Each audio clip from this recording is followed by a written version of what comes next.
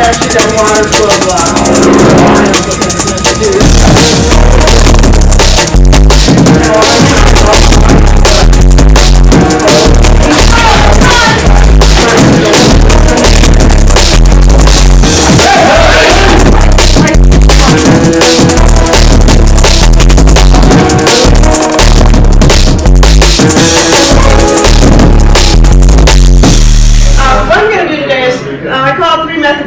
training. I did this with Mr. Anderson for years. One thing you want to remember is you're not, how many of you are, your goal is competition with your kata? Your goal is to be a competitor? How many competitions have you been in this year? None. Well, I mean in 2003. 2003. Not in 2002 either. Why do you do kata? I love it. You love kata. What do you love about it? The moves, the techniques, the idea of it. So right. It's really satisfying to do kata. It's like eating this wonderful, satisfying meal. It does something for your soul and for your body. So we're all doing kata not because we want to be fierce competitors. This is something I still want to be able to do when I'm older. Okay? I want to be able to do kata for a long time, and I want to feel good when I do it. So I'm going to give you some ways you can practice kata by yourself that will satisfy that need, because I think at the heart of it, that's what we're all doing. Also, my basic premise, not today so much in how we'll be doing the kata, is that when I'm doing the kata, I'm on a red alert status. Not the method. We're going to be doing it 3 different methods. The first 2 methods, no. But on that third one, you're on red alert. And what do I mean by that, do you think? Possibly ready to protect yourself. I'm fighting for my life on that third way. And every time I do my kata, I kind of set my mind, and I get going, and then I click into that. And that's the attitude you have to have when you're doing your kata. We're going to teach you ways to get there. And every time you're doing your kata, you really are doing some self-defense training, because you're working on all those important things for survival, of your kime, your attention, your focus, blah, blah, blah. All those issues that mean econ if you're fighting. One of my biggest compliments from one of my students one time, big guy, he was a Marine, big shoulders, everybody respected him because he did Glenn Sparks. He was so huge and no one wanted to mess with him. And somebody was talking to Glenn about his fighting, and he said, well, if you really want to be a good fighter, you should need to go to Mrs. Hickey's kata class. And he didn't know I heard him. He was just telling what he felt from his heart, because we were breathing and all these things. So that's where I'm coming from. That's how I look at this. I really don't care what the judges say about my kata. I just want to have correct movement. I want to be moving from my center. I want to have good posture when I do it. So we're going to give you some training methods to get there. All right, we're going to start out with Kwanmukan. How many of you know that kata? Kwanmukan. How many know Taikyo Shodan? Everybody knows. Well, this one's pretty close. This would be a good time to do Kwanmukan in the original fashion. This is the way it was originally designed, and it's very much like Taikyo Shodan. If you don't know it, I would urge you to learn Kwanmukan as an excellent kata to work with beginner students, especially if you have a college-age crowd. Needs a little bit more meat than just Taikyo Shodan. You can still teach that correct body language and correct body movement. Get them a little bit more to bite into. It's a little more fun for you. I don't want to waste too much time with you sitting and watching, because I don't want you to be able to do as much as you can. I would never do the kata like this when I'm performing it. It's a practice method. Okay, if you're a musician, you'll take a piece of music, you'll take a phrase out, and you'll do it different rhythms, and you'll do it backwards, and you'll do all kinds of odd things to it, so you really learn it. And that's what we're doing with this. So it's just chopping, right? Each knee, sun. Each knee, sun. Each like that. Knee, sun, shi. That's what I want. I want you to stress your legs. If you're pretty comfortable in your stance, you shouldn't be. You should be at the point where your legs are, please. Always take it to that edge. When you have new students, they're never down there. And you can tell they're just kind of, you've seen that, right? Right. They're just throwing their arms out. I want you to take it down to the point. where your legs don't appreciate it. And I want you to really pump in how hard you're pushing on this one. One more time like this. If you can. I reach down to the center. It's punch, kick, and I'm doing it one move at a time. I'm holding that. High descent. Punch. Kick. I'm holding it. And I'm punching 1, 2, 3. Right there. I'm really trying to power all those in there. And on the ending, after that one, when I turn here, it's not going to be like that in a minute, but I'm going to turn around so you can see it. Here, what's this? But if I block this, or use your dark mark. If I block something, if it's just a hand, give me a little hand this way. Okay, here, if I do this, what's that? I've got to come in, right? So I need 1, 2, extend my body a little bit. Yeah, I'm open, I'm exposed, but it's the price I pay, because I'm going to follow with that, right? So, 1, 2, open up a little bit, so then you can follow. Thank you. So anyway, that ending is 1, 2, reach a bit, and drop.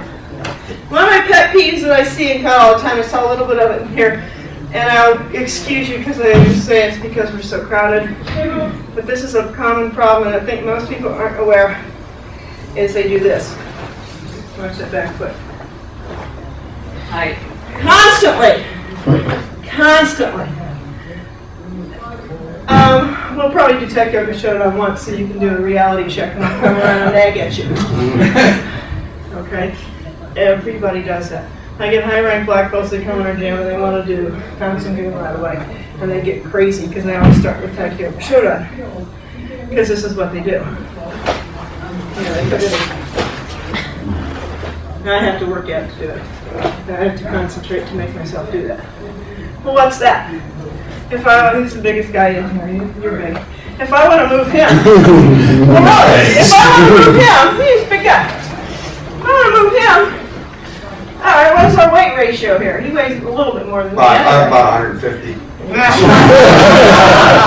Well, all 98 pounds. But if I want to move him, what's this? I want everything I have going that way, right? I want to be totally committed to where I'm going. I want to be so intent on that, because if I don't, I'm going to die. Okay? You have to have that mindset while you're doing your kata. And if I did this, if I come in here and my butt's sticking out and I'm rocking back, right, that's funny. But if I come in here, I'm not going to give up. It's a different story. So you have to have that same kind of tenacity while you're doing your kata. You have to think, where did my weight just go? Did it just go there? I bet you most of you are doing it. Okay, all right, now we're going to do, thank you. You just got picked because of the size.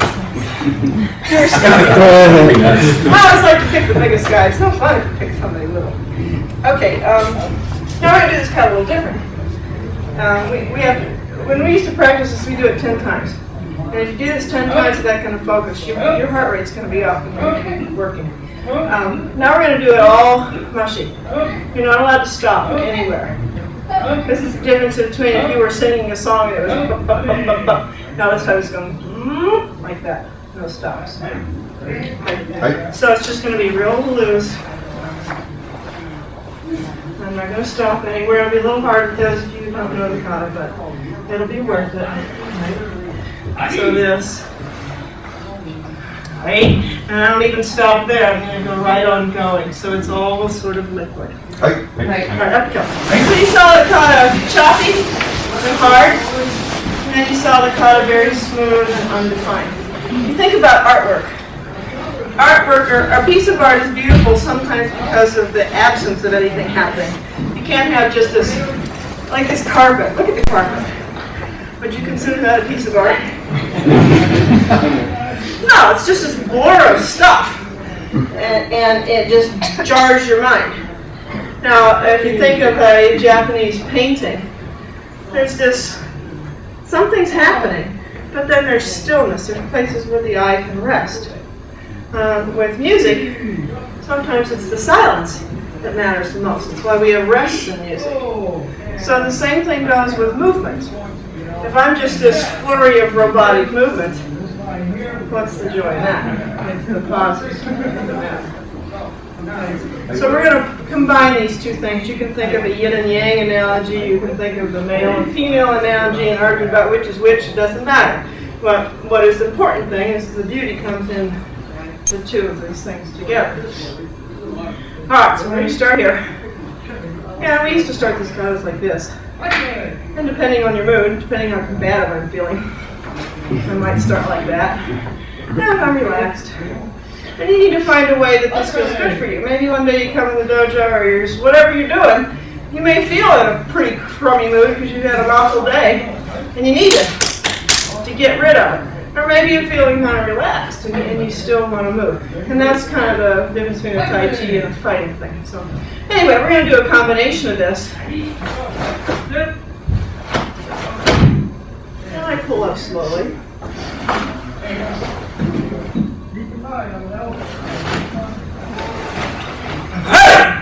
That kind of thing, where there's a little bit, it goes fast and then it stops, goes fast and stops. So there's plenty of focus there and plenty of speed, but we have a moment to gather ourselves inside. If you're having trouble following, try to listen. Sometimes just the sound of the gi moving will give you a sense of where we are. We may end up doing this with our eyes closed or something. I don't think it here. One time I did the kata with my eyes closed where everybody listened. And I think that, remember how the class snapped too after that? They really did. And I want you to think about this as we do the next kata, one move at a time. I want you to think about, here's your driving leg. And this is what propels me forward. That. And if I do this, and then back down, well, if I do that, then I'm going to go on to the next thing, right? So I want you to think about that. I also want you to think about this. This first thing we're doing right here is an isolation technique. Isolating each action so we know exactly what it is. We're trying to get as much power as we can on each action. So I want you to think about that. But as we're doing that, this is what I saw as I walked back into Shoda. I saw this. And I saw a pullback. We're scared off. What's that mean? Or, what's that mean? I just gave away all my cookies, right? I don't want to tell him. Or if he's just some jerk and he's hassling me somewhere, I'm not going to go, hey, I'm going to hit you. I'm going to go and get him before he knows I'm going to do it, right? If I really mean business. So you don't want to train in. I saw a lot of that. You better think about it. Think about every single action you're doing right now and see if you're doing it. You may think you aren't, but I saw it. I bet no one in here thinks they do, but I saw it as I watched Taiko show on all things. So if it's present in that easy kata, what do you think's going to happen when you do that close kata? Okay. One of the things we're doing in a karate practice is we're trying to develop what we've been talking about, core communication. The body reverts to this specific behavior. We try to take what seems to come naturally. A lot of people, if they're startled or stressed, go, ah! But karate people don't. They go, hey! And what was that? And they know how to muster that together. That's why military people, when they come in your classroom, they get it already. And they already have that because they've been taught how to connect to it. But when you're under stress, bad habits will come out if you've been practicing them. Absolutely, they'll come out a whole lot worse than when you're not under stress. So if you've been teaching yourself this and Taiko Shodan, what do you think is going to happen in a more complex thought? When you leave your back foot hanging out there, driving in, what's this? It's like going on vacation and leaving one of your kids behind. You know, I mean, maybe you meant to, but I don't think so. Or it's like leaving your wallet behind when you go out the door. You just left your wallet there and you don't have any power. That has to be there. There's my driver. Alright, it's like running on 2 cylinders instead of 8. I did not say 4. Alright, now we're going to do this in a very fluid, liquid manner. And this is with fun kata to do that way. The jumps are a little hard to do fluid the whole time. But this is nice because this is actually that water flow block. And that's what that's meant to do. This kata feels really good to do this way. And a lot of times I'll start my kata this way because I'm too cold. This is the way I'll warm up class sometimes, that they'll just listen, but they don't always listen. They always try to put focus in it. It's a good way to do your stretching and your warm up for a higher rate class.